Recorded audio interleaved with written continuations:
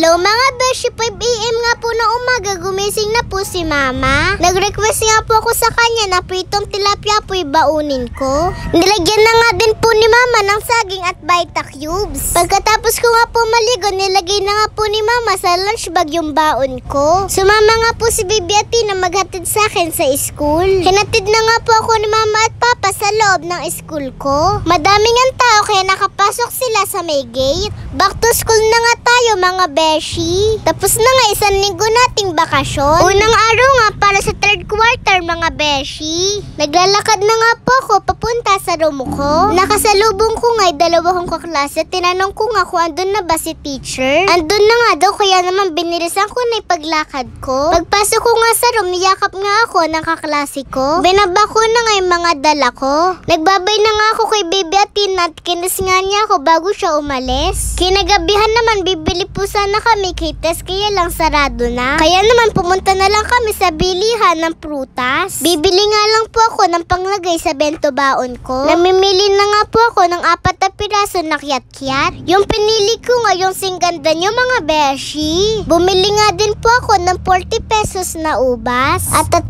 pirasong mansanas. Binalik ko nga isa dahil meron ako nakitang singganda ko.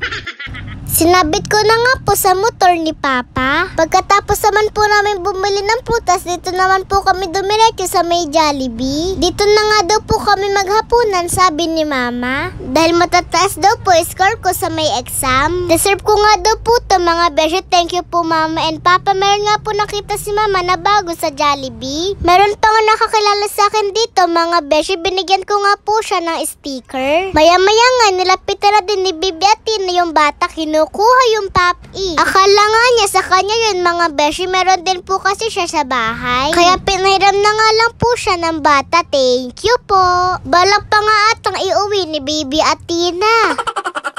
Maya-maya nga dumating na din yung order namin mga beshi. Burger steak nga po pala in order ko, fries and coke float. Pinigyan niya po ako ng balat ng chicken ni Papa. Tara, kain po tayo mga beshi. Thank you po Lord sa lahat ng blessings. May natirang gravy si Papa kaya hiningi ko. Gustong gusto ko po kasi lasa ng gravy dito. Dumating na nga din po yung order ni Mama na chicken burger kaya tara, kain po ulit tayo mga beshi.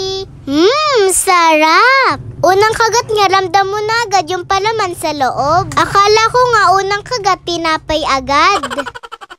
Yun lang, salamat sa panonood. Bye-bye mga beshi!